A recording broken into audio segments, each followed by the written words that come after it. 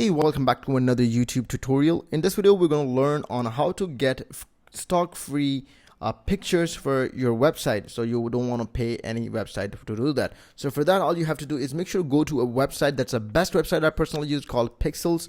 It's free, it's copyright free. They even don't ask for credit, but if you give them credit, that would be the best option.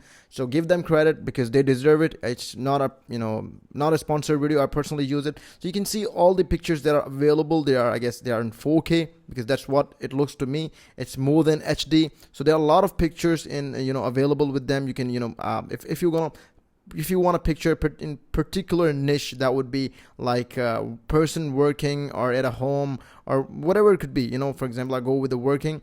So a person is working. I want a picture of that. I want to embed it in my blog. And if I find it, look at this. This is a perfectly available picture and they are totally free to use. You won't get any copyright for that. So if you find this video really helpful for your blog, upcoming blog, and you're using it in a YouTube video, make sure to leave a comment below and we'll catch you in another video. Keep visiting Tigers Schooling.